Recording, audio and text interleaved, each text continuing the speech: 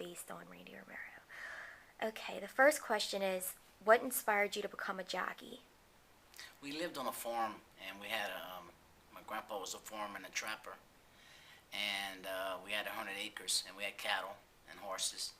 And on Saturdays and Sundays, we'd go on trail rides, and we used to get all the kids in the country to get their horses together, and we'd go ride in the fields and in the woods. And after the ride, we'd go and we'd match race against each other.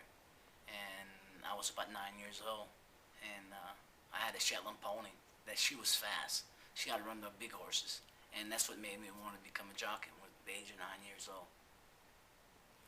You obviously have a love of the sport to have been involved for it for so long, despite several injuries that you endured throughout the years. What was it that motivated you to keep going and continue with it? I guess I have a drive in myself, and I love the game, and I always come back from the accidents really quick. But I love the horses so much, and I just couldn't stay away from them. Even though I got hurt, my mother begged me to quit the first time I got hurt, but I didn't want to. Okay. And do you have any advice for jockeys who are going through the same thing, who are injured or have who are suffering because of injuries in I the think sport? the jockeys that get hurt, they should make sure they're ready, healed well before they start back again. Right. Because it's not fun to ride in pain, and it can hurt other things and mess up other things. Okay. And what are you doing now to stay involved in the game? In horse Well, racing? my son is a horse dentist. He got a degree out of LSU for dentistry, and I'm just helping him a little bit, just hanging around with him and doing some tours with him. And I've been traveling to sell books and do the book signing. Right. And you do all this while you're undergoing dialysis. Right. How have you coped with your liver disease? Well, it's my liver's stable right now.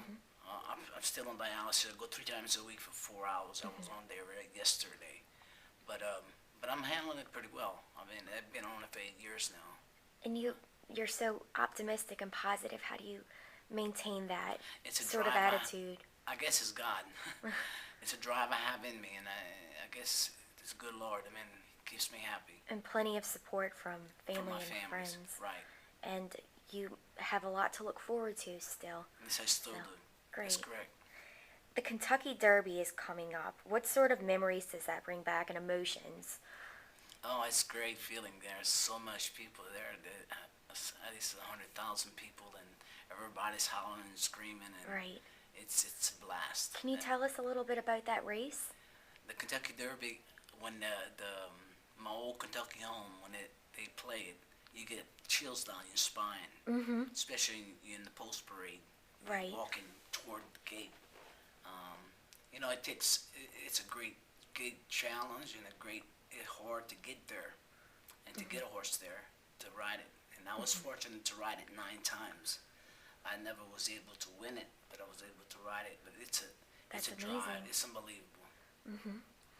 And aside from that, what was your most memorable moment in racing or in your career? It was a Breeders' Cup, my personal instance, when she beat the one that had won the Kentucky Derby, Winning Colors, and I beat her nose right at in the Breeders' Cup, right on the money. But it was in 1988. Okay. And there was a movie based on you a few years ago.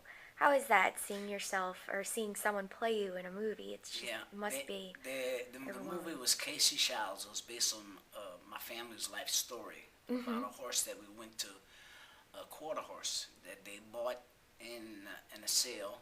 They bought the mare, and she was in foal. The mare had a baby, and they raised the baby, and my daddy trained it, and he was so good, he was so fast that we was able to go to New Mexico and run him in a $1 million race there.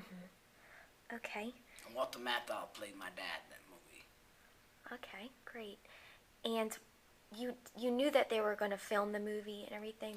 I had heard they were going to, but I didn't. I was so young then, I was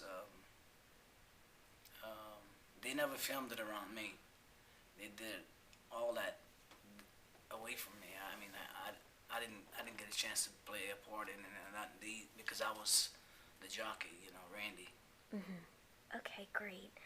And my last question is just what are some of your plans and hopes for the days ahead? Well, I want to keep on selling books. Okay. To try to sell more books and go to more places. And my goal is to make a movie about the book. Great. And we got some some people that want to invest. And I got a producer, and we wrote the script already. We got all that done already. So we're just getting people to invest right now. And we got about 3, 4 of them that are interested. And so you plan to also keep traveling and going to different racing events Right, and everything? right. I'm gonna keep on going to racetracks, Kentucky, Keeneland, and I gotta go to Chicago. I gotta go to New York, and probably have to go to Texas also. And what is it like when you go to these events? Does it bring back a lot of Yeah, there's memories a lot and of people. emotions? Yeah, and I've quit since '99, and people still remember me. Oh, sure. But it's a great feeling, I tell you. And where's your, if you had to pick your favorite grounds to go to and visit?